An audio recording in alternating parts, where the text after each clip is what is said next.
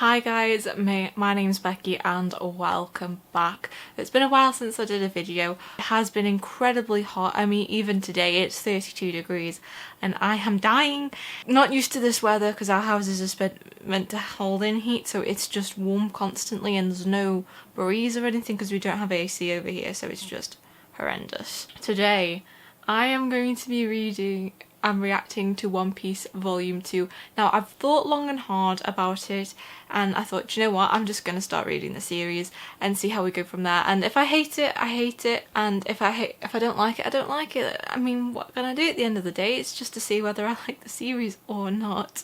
A few of the comments I wanted to address first. I was pronouncing Zoro Rarona's name wrong, so his name is Zoro, due to like some copyright or something with Disney, so okay, I'm gonna say Zoro from now on. Learned that mistake. Obviously, if I don't do any research, I won't know. Thanks for telling me that. And a lot of people just welcome me, saying enjoy the ride, and I think I will. And I think I'm going to review it volume by volume just because that's easy for me because I can collect the volumes.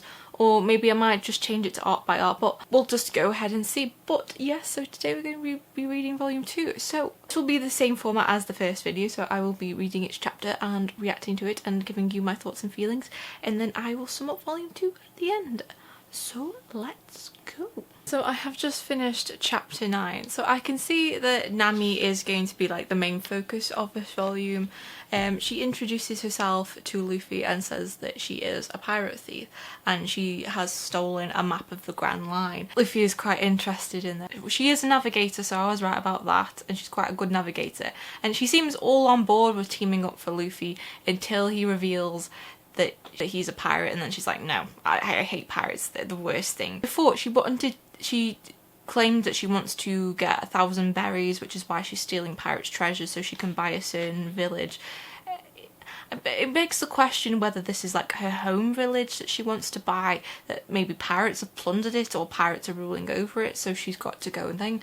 I have a feeling that story arc's going to be explored way on later down in the other volumes, but obviously that's not the main point right now. So she does trick Luffy because he's an airhead, and she takes him to the Captain Buggy, who they say is obviously the fruit, like a devil fruit user. We don't know what his power is, but I have a feeling we're going to find out in this volume. So she tricks him and says, oh, I'm part of his crew, and then Luffy gets captured and they've ended up with the pirates. So I think she's going to steal the treasure, and then Luffy's trapped, so he's a bit stuck. But luckily Zoro has arrived on the scene and the rescue is the townsfolk. It turns out that because the children made fun of Captain Buggy's nose, that's why they tore down half the town. I think he's got a bit of an insecurity about his nose, which is the way he was drawn, but yeah, pretty solid first chapter. Liking the exposition drop on Nami. It's nice to see a female character as well. So I'm gonna read chapter 10. I have finished chapter 10 and that's quite an intense chapter so far. So Luffy is in a cage, so he's just like locked up in a cage, and he has a conversation with Nami about why have you locked me up in here, and she's like, I think she wanted to teach him a lesson, to say this is how you deal with pirates, you're claiming to be a pirate, this is how we're going to deal with you, because she doesn't really seem to care about what happened to him. But then because she's joined Buggy's crew under false pretenses, he asks her to kill her former boss, and she hesitates because she does not want to kill someone. She's never killed someone and she doesn't want to be like a low-life pirate. All the crew think she's hesitating because I think she doesn't know how to light a cannon, so one of the crew members tries to help her, but she doesn't like that, so she ends up fighting him back, and obviously the truth's revealed, and she ends up fighting him and then saying, I don't want to kill someone dear was taken away from me, that's why. And Luffy comments, oh, that's why you hate pirates. So maybe the village, maybe it's her parents, a partner, a friend. I'm not entirely sure because nothing's really hinting towards that. I'd be very interested to find out what that relates to. Right, the crew try and fight her, but they're having trouble, and she's holding her own quite well, so she's quite a good fighter actually, which is nice to see. And then Zoro arrives on the scene and cuts Buggy up, but all the crew are laughing, so we're going to find out what his power is in the next chapter, so I'm quite excited to see what chapter 11 is. So we're going to move on to chapter 11, which is called Fight. I have just read the last few pages of chapter 11 and got a lot to say. Very explosion-packed chapter, actually. Zoro gets cut down by the captain, and his devil fruit power is actually he can't be chopped, so if he's cut he can rearrange his body parts and put them together again, and he can remove his limbs as at free will. Luffy says something along the lines of, that's weird, even though he's got special powers as well.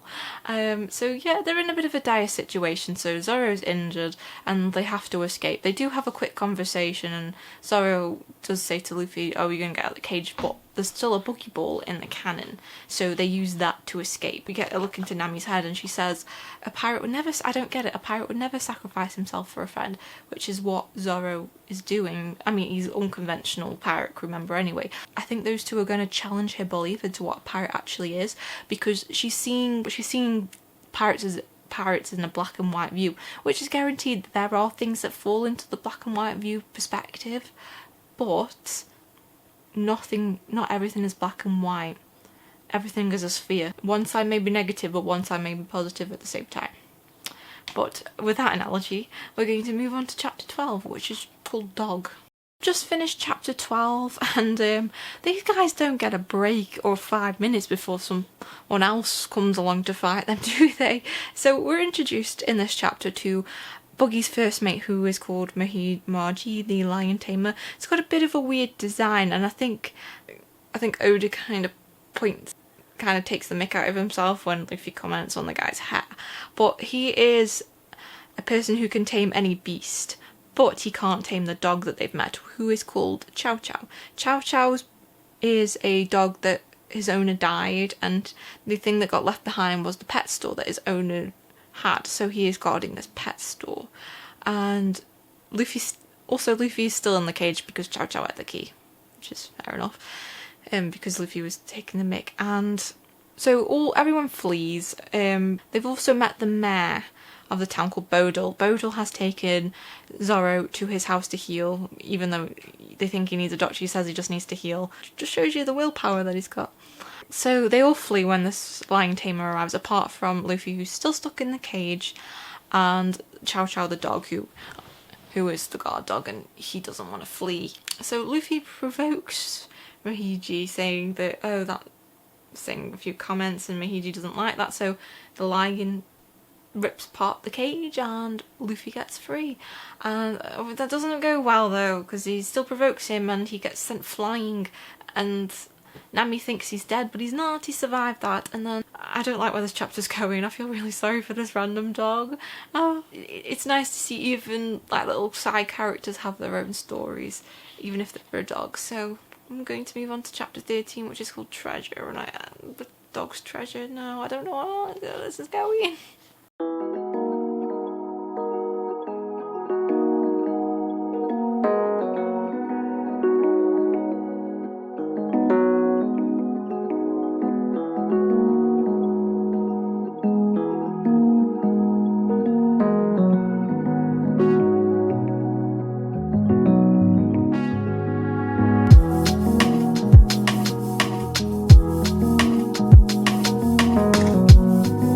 Chapter 13 is done, and the pet food store was set on fire by Mahiji the dog. Chow Chow really put up a good fight, but he didn't do very well. He got really injured and he lost his treasure and he's crying as the fire's burning around him. It's horrible. Why would you do that? Luffy comes back and everyone's surprised, saying, how can you just walk away after you level the building? He isn't happy about the food pet store being destroyed, so he goes to clobber Mahiji and reveals his secret, that he has the power of the Gungun fruit, and gives him a right battering. And do you know what? Well justified. And the only thing he manages to get is a bag of dog food, but he managed to recover something. And when he returns, Nami is angry. So this challenging belief that pirates may not be all bad is, she says, why weren't you here? I should murder you now while I have the chance, because this is all pirates are going to go for. But then Luffy gives the dog food bag to the dog, and she sees Luffy in another different light. So this little back and forth of challenging her belief I really like, because you can't just straight out challenge someone's belief. You have to bring facts or you have to prove yourself, and Luffy's proving himself by this deed. I'm thinking a few more other deeds might be proved first as well. Dog is a bit happy and he wanders off back. And things aren't looking good because Buggy is readying the Buggy Bull, so I think he's going to try and destroy the town, so I think they're going to have to try and save the town. So we're going to move on to chapter 14.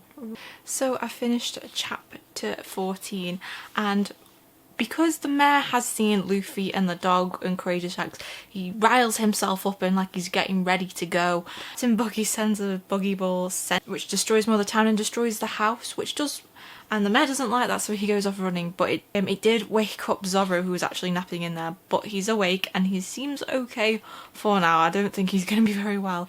And even Nami comments like, no one could have survived that. So these guys are they can go through quite a lot before they end up dead. Nami decides to team up with them because they need the map, because Luffy's had a moment of clarity. I think these are going to be very few and far between, because he wants to navigate it and he wants the map of the Grand Line. So Nami teams up with them for the goal. I assumed it's just to get the map and the treasure, and that's it. She doesn't really want to go with the rest of the way with them, but I think she will. There's a lot of plot relevance on her right now, so I think she will eventually join, but for now they're a temporary alliance. So we're going to move on to chapter 15 Gong. We only have 3 more chapters to go. Chapter 15 Red. So the mayor has gone to the tavern where the pirates are staying and is berating them, and then Captain Buggy sends out his second mate, who is this acrobat guy, and it doesn't go very well, and the mayor almost dies. Luckily Luffy comes to the rescue, and the mayor doesn't like that, so Luffy knocks the mayor out, and then I think the real battle has begun, because Luffy has revealed his powers, because a cannonball is shot towards him and he blows himself up and launches it back and it's destroyed. And so yeah, the real battle is beginning. I mean, chapter 16 is called Versus Buggy's Crew, so the real battle arc is starting now. So yes, the real battle arc is beginning, because Zorro is up against the second mate and he's injured, so it's not going very well. So the acrobat guy is getting the upper hand in this chapter. Because the pirate crew, the first mate is awake now, and he tells Buggy about Luffy's powers, and then that secret's revealed, which is, there's not too much about it. It's just like, oh okay, that's how he did that. So just kind of resolving that little issue. Nami says to Luffy, because they're watching this battle between Zolo and magician guys called Kabachi or something, and because he's getting the upper hand, and Nami says, why don't you help him, he's going to kill him. But Zorro turns the tables, injures himself more, and saying, I'm going to be the greatest swordsman, if you want to fight a handicap player, why don't you go ahead? And so yeah, I'm going into the real battle, and the second mate doesn't like that because it's a taunt to his reputation. So let's see how this battle goes. We are on the last chapter, which is chapter 17, high level, low level. Wow, what a ride! So I've just finished chapter 17, and luckily Zorro won the fight, because even though he's really injured, he was getting tired of the guy's circus tricks. Well, it is interesting to see how, like, because he's an acrobat, how he was using like these circus tricks in the fight. And obviously Zorro has only got his swords, but he gets the upper hand and injures him. The Captain Buggy does try and interfere, but Luffy stops him, so that's good, because we could have almost lost. I think Zorro is becoming my favourite character. I always tend to lean towards like secondary characters rather than main characters, and I'm liking Zorro. I'm liking his personality, so I'm leaning towards him. Nami also has snuck off, because she does give Luffy an ultimatum. She's going to find the map, the treasure, and if he gets the map of the Grand Line, she might join. She says to Luffy that she might join up with him again, and I think he will get the map of the Grand Line, because come on, there's so much focus on her. She's going to be part of the pirate crew, I'm pretty sure. Zorro wins his fight, but then he passes out, and Buggy and Luffy are going to start their fight now. And Luffy tells Buggy that he wants to be the king of pirates, and then obviously people will find this dream quite hilarious. He finds that dream quite hilarious, and he does comment something interesting at the end, where he says, your hat reminds me of that man with his red hair. So is that a reference to Captain Shanks? I really think it is.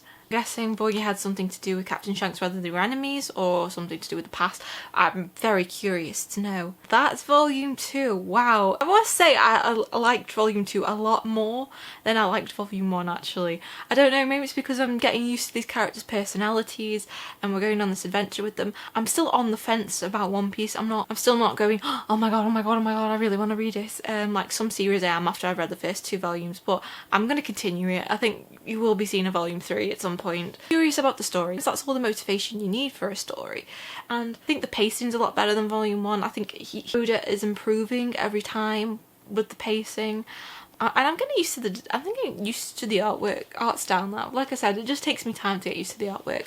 But I'd probably give this 3 out of 5 stars. I think the more you read it, the more invested in the world you get, but I really want to see if it gets really, really good still. Look out for a volume 3 read, that will be coming soon. Thank you for watching. I hope you enjoyed this video and coming along with me into my journey into One Piece, because I have a feeling like it's not going to stop. I'm just going to obviously continue and find out if I just want to know how the series goes. It's one of those series I'm just interested. Don't forget to hit that subscribe button and comment down below if there's anything else I should know, or if there's any like advice you can give me about the series, or if there's anything you want to discuss in detail. I'd love to know. So thank you for watching and I will see you next time. Bye.